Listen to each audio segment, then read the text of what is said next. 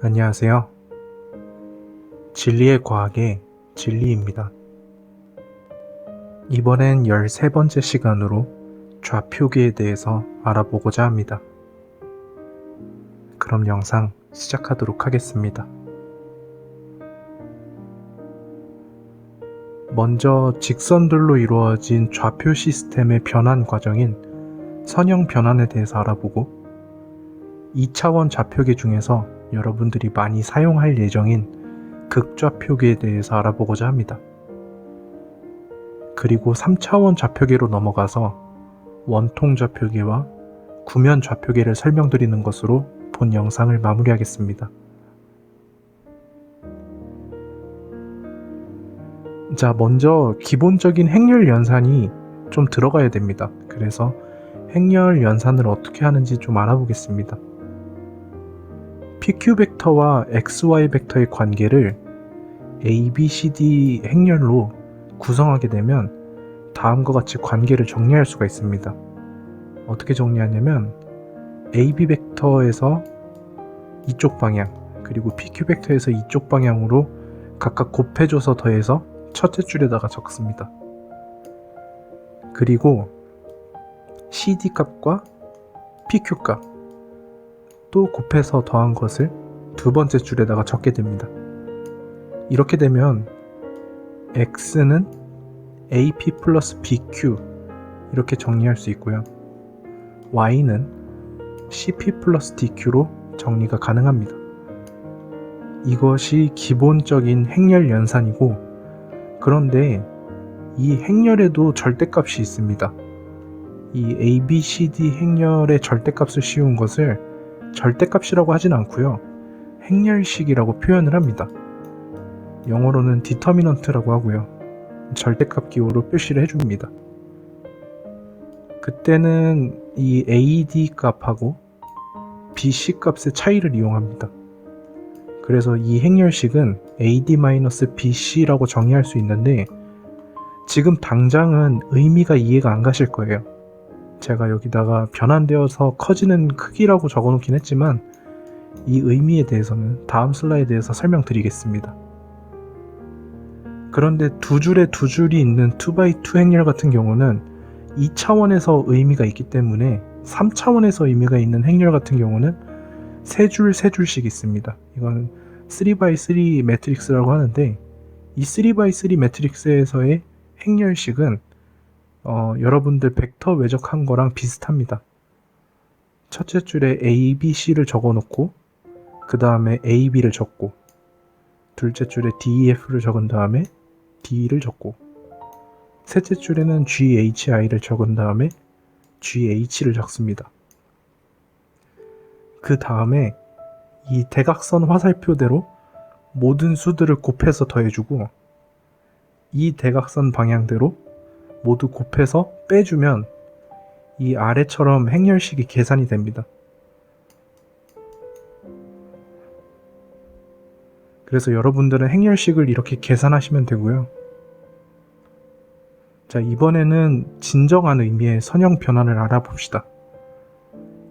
선형 변환에는 이 리니어 시스템이라는 게 존재하는데, 지금 PQ 기반으로 하는 선형 시스템에서 XY 기반으로 하는 선형 시스템으로의 변환, 그 과정을 한번 알아봅시다.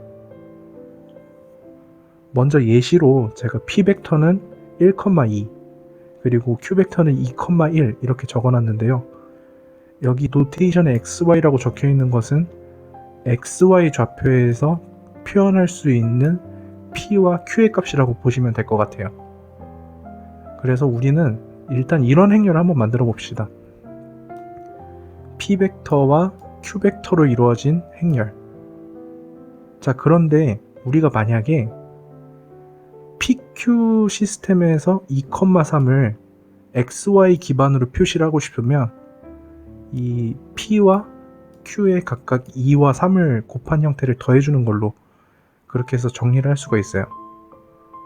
그래서 XY 좌표의 1,2인 P 벡터와 2,1인 Q 벡터 이렇게 정리를 하게 되면 이 8,7이 XY 좌표에서는 존재한다 이렇게 정의할 수 있는데, 이게 무슨 뜻이냐면 만약에 이 P, Q 시스템에서 2,3을 표현하겠다 라고 하면 P를 2개, Q를 3개 더한 것과 같습니다.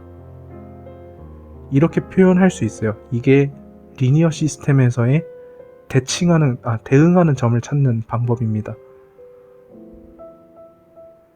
자, 그런데 이게 어떤 거랑 의미가 있냐면요. 아까 여기 불러왔던 행렬 다시 한번 적어볼게요. 1, 2, 그리고 2, 1, 그리고 아까 벡터 2,3. 이거 두 개를 곱한 것을 계산해주게 되면 1에다가 2 곱하면 2, 2에다가 3 곱하면 6, 2에다가 2 곱하면 4, 1에다가 3 곱하면 3이죠. 결국에 이것도 8,7이 나오는데, 여기서 이 매트릭스가 의미가 있는 매트릭스가 되게 됩니다. 자, 이게 뭐냐면 PQ에서 XY로 변환시켜주는 변환 행렬이에요. 영어로는 트랜스포메이션 매트릭스라고 하기도 하고, 상황에 따라서는 자코비안 매트릭스라고 표현하기도 합니다. 그래서 이걸 J라고 쓰기도 해요. 근데 이게 무슨 의미가 있냐면 각 행과 열에서 P를 X로 미분한 것, 그리고 P를 Y로 미분한 것, Q를 X로 미분한 것, Q를 Y로 미분한 것, 이렇게 정리할 수가 있습니다. 그러니까 각 좌표가 대응할 수 있는 그 기여도를 정리한 행렬이라고 보시는 게 제일 적합할 것 같아요. 자, 근데 이게 만약에 아까는 PQ에서 XY 시스템으로 가는 변환 행렬이었다면 이 행렬의 역행렬을 해준 것만으로도 XY 시스템에서 PQ로 넘어가는 변환 행렬로 바꿔줄 수가 있습니다. 역행렬을 지금 당장 못 구하셔도 괜찮아요. 대신에 아까 그 미분값 적어놓은 것처럼 X를 P로 미분한 것, Y를 P로 미분한 것, 그리고 X를 Q로 미분한 것, Y를 Q로 미분한 것, 이렇게 정리할 수가 있습니다. 결국에 기여도를 정리해 놓은 행렬이 변환 행렬, 트랜스포메이션 매트릭스, 혹은 자코비언 행렬, 자코비언 매트릭스, 이렇게 정의할 수가 있습니다. 그럼 이 사항들을 좀 일반화를 시켜보면 PQ 시스템에서 AB 환경에 트랜스포메이션 매트릭스를 갖다 두게 되면 그에 대응하는 XY 시스템에서의 XY 좌표값을 알 수 있는 거예요. 반대로 알고 싶으면 역행렬을 구해서 넣어주면 되겠습니다. 근데 이게 통째로 XY에서 PQ로 넘어가는 트랜스포메이션 매트릭스죠. 자, 근데 이 행렬식의 의미를 좀 알아야 되는데, 우선 PQ 시스템에서 2,3의 넓이는 6이 됩니다. 그래서 A, B의 넓이는 AB가 되겠죠. 그런데 이걸 XY 시스템으로 넘기면 이 평행사변형의 넓이가 나오게 되는데 이게 18입니다. 자, 이 행렬에서 행렬식을 구해보면 1 곱하기 1 빼기 2 곱하기 2 마이너스 3이에요. 자, 그래서 그 행렬식을 곱해준 것, 그게 이제 넓이가 되는데, 문제는 이 P와 Q가 뒤집혔어요. 이 P가 여기서는 오른쪽에 있다가 여기서는 P가 왼쪽에 있죠. 뒤집혔기 때문에 음수가 되는 겁니다. 그거 빼고는 차이가 없어요. 그래서 여러분들이 아셔야 되는 것은 이 트랜스포메이션 매트릭스의 행렬식이 넓이를 대변하는 그 B를 나타낸다 라고 보시는 게 제일 적합합니다. 그럼 반대로 이 TXY에서 PQ로 가는 거의 행렬식은 지금 예제에서는 마이너스 3분의 1이 되겠죠. 이 비율이니까. 이렇게 정리를 하시는 겁니다. 이게 선형 변환 시스템의 대부분이라고 할 수가 있습니다. 자, 이번에는 극좌표계로 넘어가 보겠습니다. 보통 극좌표계로 활용하는 경우는 회전운동, 이런 식의 운동을 표현할 때는 제일 좋은 좌표계로서 쓰입니다. 원래 우리가 알고 있는 XY 코디네이트는 X점을 먼저 찾아놓고 그 다음에 Y점을 따로 찾는 형태로 좌표점을 찾아가는 방식으로 서술을 하는데, 이 극좌표계의 경우는 그 좌표에 해당하는 방향과 그리고 원점으로부터의 거리, 이 두 가지를 기점으로 해서 R세타로 표현을 하게 됩니다. 근데 우리는 알 수 있어요. 이 삼각형을 그려놓고 보면 거리를 R이라고 했을 때 X는 R 코사인 세타, Y는 R 사인 세타와 정확하게 대응하게 됩니다. 그래서 XY 좌표값을 R 세타에서 찾으면 R 코사인 세타와 R 사인 세타로 대응시킬 수 있고, 만약에 R과 세타를 XY로만 표현을 하게 되면 우리는 단순히 피타고라스 정리를 사용을 해서 R 값을 찾을 수도 있고, 이 코사인 역함수를 이용해서 세타 값을 찾을 수도 있어요. 혹은 탄젠트 역함수, 사인 역함수 편한 대로 찾으셔도 괜찮습니다. 대신에 R이 0이면 정의 자체가 되지 않습니다. 그것만 주의하시면 될 것 같아요.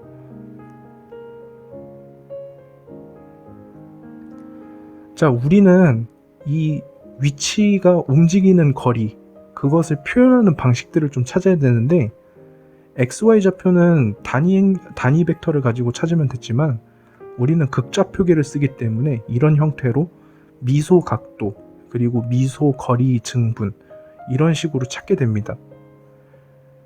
중요한 것은 dr 벡터의 방향, 그리고 rd 세타의 방향이 중요한데, 이 rd 세타의 방향과 dr 벡터의 방향 차이는 서로 직각이에요. 정확하게 이쪽으로 90도 회전한 방향입니다. 그래서 단위 벡터, 그러니까 r 방향의 단위 벡터는 단순히 코사인 세타와 사인 세타로 표현할 수 있지만, 이 세타 방향의 단위 벡터 같은 경우는 세타의 90도가 증가된 형태이기 때문에 코사인 세타의 90도 더한 거, 그리고 사인 세타의 90도 더한 걸로 표현할 수 있어요. 근데 고등학교 때도 배우셨듯이 코사인 세타의 90도를 더한 것은 마이너스 세타에 대응되고, 사인 세타의 90도를 더한 것은 코사인 세타에 대응되죠. 그래서 그렇게 정리를 해주시면 될 것 같습니다. 이게 왜 중요하냐면, 이제 미분을 해야 되는데 단위 벡터들을 미분할 경우에 이 단위 벡터를 표현하게 되면 코사인 세타와 사인 세타를 표현할 수 있고, 체인 룰을 써서 이 세타에 관련돼서 한번 미분해주고 세타를 시간에 한 번 더 미분해주는 형태로 시간 미분 텀이 들어가게 되는데, 그때는 우리 삼각함수 미분을 배웠듯이 코사인 세타를 미분하면 마이너스 사인 세타, 그리고 사인 세타를 미분하면 코사인 세타가 나오죠. 근데 이건 정확하게 세타 방향의 단위 벡터와 동일합니다. 그래서 단순히 이 세타가 시간에 따라서 변하는 양의 세타 방향의 단위 벡터 두 개를 곱해준 형태로 R 방향의 단위 벡터를 시간에 따라 미분한 값으로 정리할 수가 있어요. 반대로 이 세타 방향의 단위 벡터를 미분하게 되면 R 벡터의 마이너스 값에 단위 시간당 증가하는 세타양, 이렇게 정리할 수가 있습니다. 각각 이 성분으로 정리한다고 보시면 될 것 같아요. 이 성분을 따로따로 미분하는 겁니다. 자, 이 성질을 알았으면 우리는 이 극좌표계에서 표현되는 변이 벡터, 속도 벡터, 가속도 벡터를 정의할 수가 있는데, 먼저 이 변이 벡터 같은 경우는 단순히 거리에다가 이 R 방향의 단위 벡터를 곱해준 형태로 계산할 수가 있어요. 여기까지는 쉬운데, 이제 만약에 한번 변이 벡터를 시간에 미분하게 되면 이 R 방향의 변이 크기를 따로 미분하고, 그리고 이 R 방향의 단위 벡터를 따로 미분하는 형태로 정리를 해야 됩니다. 그래서 R 방향만 미분한 거, R 값만 미분한 것, 그리고 R 방향의 단위 벡터를 미분한 것, 이렇게 정리할 수가 있어요. 그래서 이렇게 R 닷에 2R 더하기 R 세타 닷에 2세타, 이렇게 표현할 수 있습니다. 여기서 세타닷은 이것과 동일하죠. 자, 이걸 한 번 더 미분하려면 이제 여기서 R닷만 미분한 것, 그리고 이 R만 미분한 것, R만 미분한 것, 세타닷만 미분한 것, 이 세타만 미분한 것, 이렇게 정리할 수가 있어요. 그래서 이번에 한 번 더 미분을 하게 되면 이제 복잡해집니다. R닷을 시간에 미분한 것, 이 R만 미분한 것, 이 순서대로 가는 거죠. 이 순서대로, 이 순서, 이 순서, 그리고 R만 미분한 것, 그리고 세타닷을 미분한 것, 그리고 이 세타만 미분한 것, 이렇게 순서대로 가는 겁니다. 복잡하니까 일단 지워볼게요. 자, 이제 이걸 좀 정리를 해줘야 되는데 다수를 표시를 해보자고요. 이제 R닷을 시간에 따라서 한 번 더 미분했으니 R 더블닷이 되는 거고, 그리고 이것도 위에 적혀있는 이 성질에 따라서 이렇게 정리할 수가 있고, 이거는 R 자체를 시간에 따라서 미분했으니 R닷이 하나 더 생긴 거고, 이런 식으로 정리를 해나갈 수가 있어요. 그래서 결과적으로는 이렇게 정리가 가능한데 이 공식은 좀 외워두시는 게 좋습니다. 왜냐하면 이런 형태의 미분이 자주 나와요. 뭐 예를 들어서 뭐 세타닷과 뭐 세타 더블닷을 주고 R과 R닷, R 더블닷을 줬을 때 가속도를 구하여라, 이런 식으로 문제가 나옵니다. 그래서 이거를 좀 통째로 외워두시는 게 좋을 것 같아요. 자, 2차원 극좌표계 정도는 외워두자고요. 넘어가겠습니다. 자, 그런데 이번에는 편미분하는 방법도 좀 알아두는 게 좋겠죠. X는 아까 R 코사인 세타라고 그랬고 Y는 R 사인 세타라고 그랬습니다. 그래서 만약에 어떤 특정한 값을 R로 편미분한다 했을 때 여기서 이제 체인 룰을 써보는 거예요. X로 먼저 나눠놓고 이 X를 다시 R로 미분하는 형태, Y도 똑같이 해줍니다. 그렇게 되면 이 코사인 세타와 사인 세타만 남고 X의 편미분한 것, Y의 편미분한 것, 이렇게 남는 거죠. 세타에 따라서 편미분하는 것도 비슷합니다. 이 체인 룰을 사용을 해서 이 초록색 텀을 바꿔주면 이 R 코사인 세타에서 이 세타만 미분하게 되기 때문에 사인 세타로 변화되고, 이 사인 세타는 코사인 세타로, 주의하실 건 이거 마이너스입니다. 그래서 이렇게 정리가 가능하죠. 자, 이게 왜 중요하냐면 적분할 때 중요합니다. XY 시스템에서 dx, dy에 표현되는 미소 면적은 극좌표계에서는 이렇게 바뀌어요. 자, 이쪽 길이가 dr 벡터고 이쪽 길이가 rd 세타 거리가 되니까 우리는 아까 얘기했던 dA 미소 면적을 원래는 dx, dy로 정리를 했지만 dr과 rd 세타가 곱해진 rdr d 세타로 정리가 됩니다. 근데 제가 아까 트랜스포메이션 매트릭스의 행렬식이 결국에 면적 비율이라고 그랬죠. 그러니까 다시 보시면 이 자코비안의 행렬식은 이렇게 정리할 수가 있어요. 이것은 XY 코디네이트 시스템에서 R세타 코디네이트 시스템으로 바꿀 때 면적 비율을 의미합니다. 그래서 각각 편미분해줬던 값들을 소환해서 이제 이렇게 곱한 거랑 이렇게 곱한 거의 차이죠. 그렇게 해주면 면적 비율이 나오는 겁니다. 그래서 그 면적 비율이 R로 나왔으니 이 R이 여기 들어간 거죠.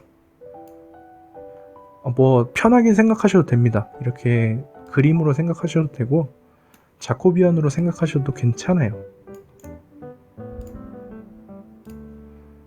자, 이 정도 알아두셨으면 이제 넘어가겠습니다. 자, 이번에는 3차원 좌표계 중 하나인 원통 좌표계예요. 원통 좌표계는 높이 하나만 추가되는 겁니다. 그래서 만약에 우리가 XYZ 코디네이트 시스템으로 찾으면 X값, Y값, Z값이 따로따로 들어가서 좌표값을 찾을 수 있지만 원통 좌표기의 경우에는 이렇게 방향 정해놓고 원점과의 거리를 이제 정해놓고 그 다음에 다시 높이 얼마나 올라가는지 이것을 정리한 게 R세타 Z 이 코디네이트가 되는 거예요. 그래서 아까 극좌표기랑 다 똑같은데 요거 Z 하나만 남는 겁니다. 그럼 다음 것들이 되게 간단해져요. 자, 편미분한 것도 이 Z가 이 R방향 벡터는 Z가 독립적이죠. 그래서 0. 세타 방향도 Z가 0. 그래서 이게 영향을 주지 않습니다. 전혀. 아까 전의 식과 동일해요. 대신에 Z 벡터 하나만 남는 겁니다. 자, 그래서 우리 정리할 때는 그냥 Z 벡터를 독립적으로 놔줘도 돼요. 여기서 이 빨간색들을 다 지우면 아까 극좌표계와 동일합니다. 자, 이 텀만 들어간다 라고 생각하시면 될 것 같아요. 표현하는 건 쉽죠. 자, 편미분이나 적분이나 다 똑같습니다. 대신 적분 같은 경우는 부피 개념이기 때문에 미소 부피를 가지고 얘기한다는 거 잊지 마시고, 그 다음에 이 자코비언 값도 요거 하나 빼고 전부 다 동일합니다. 그래서 자코비언의 행렬식도 동일해요. 자, 미소 부피에서 지금 높이만 뺀 겁니다. 이것을 이 시스템으로 바꿔주는 거, 이거 하나만 들어간 겁니다. 잊지 마시고요. 자, 이번엔 구형 좌표계인데 이거는 공식을 굳이 외우시지 않으셔도 괜찮아요. 대신에 어떤 형태로 일어나는지만 잘 보시면 될 것 같습니다. 이 원통을 기준으로 하고 있고 원점에서부터 특정 지점까지의 거리를 R, 그리고 그때 Z-액시스와의 각도를 세타, 그리고 이것을 XY 평면에 정사형 시켰을 때 각도를 phi, 뭐 남들은 파이라고 읽는 분들도 계시는데 저는 제 편의상 phi라고 읽겠습니다. 자, 이렇게 정리할 수가 있어요. 그래서 만약에 XYZ 코디네이트를 R 세타 phi에 대한 식으로 정리하면 이렇게 정리가 가능합니다. 자, 그런데 반대로 우리가 R 세타 phi를 XYZ 값으로 찾으려면 이렇게 좀 복잡하게 찾으셔야 돼요. R 값은 피타고라스로 금방 나오는데 이 세타 같은 경우는 이 각도로 찾으면 되기 때문에 이 Z 코디네이트에서 이 XY 코디네이트 값, 요 빨간 선이 이제 스퀘어 루트 X 스퀘어 플러스 Y 스퀘어가 되겠죠. 그리고 여기 높이가 Z 값이 됩니다. 그렇게 찾으셔도 괜찮아요. 또 이 phi 같은 경우는 탄젠트 역함수로 찾을 수 있죠. XY 코디네이트가 있기 때문에 이 코디네이트 값으로 찾으시면 됩니다. 자, 그런데 편미분은 어떻게 하느냐? 복잡하시면 할 수 있습니다. XYZ의 R 세타 phi에 관련된 이 표현법을 알기 때문에 단순히 이거 같은 경우는 R에 미분만 시켜주면 돼요. 자, 만약에 세타에 관해서 정리한다. 그럼 세타에 관해서만 미분해 주시면 됩니다. 그래서 이 사인 세타를 미분하면 코사인 세타가 나오는 것이고, 이런 식으로 정리를 하는 거예요. phi에 대해서도 편미분을 해야 되는데 이 z값의 경우는 phi에 의존도가 없죠. 그래서 미분값이 0이 나옵니다. 죄송합니다. 여기가 phi가 돼야 되는데 잘못 적었네요. 자, 이런 식으로 정리가 된다라고 알아두시면 될 것 같아요. 자, 넘어가겠습니다. 자, 그래서 아까 단위 벡터를 어떻게 정리하는지 봤는데 우리는 이제 편미분 값을 아니까 단순히 아까 제가 불러왔던 트랜스포메이션 매트릭스로 정리하시면 돼요. 이거 같은 경우는 이제 이 x를 r에 미분한 것, 그리고 이거는 y를 아래 미분한 것 이런 식으로 정리할 수가 있죠. 그렇게 정리해 나간 것이 이 트랜스포메이션 매트릭스입니다. 그런데 만약에 우리가 이것을 기반으로 변이를 시간에 따라서 2번 미분한 것까지 보면 굉장히 텀이 복잡해져요. 근데 굳이 이것까지 시험 문제에서 묻진 않으니 그냥 이런 꼴로 정리된다 라고만 알고 계시면 괜찮을 것 같습니다. 이건 저도 외워본 적이 없습니다.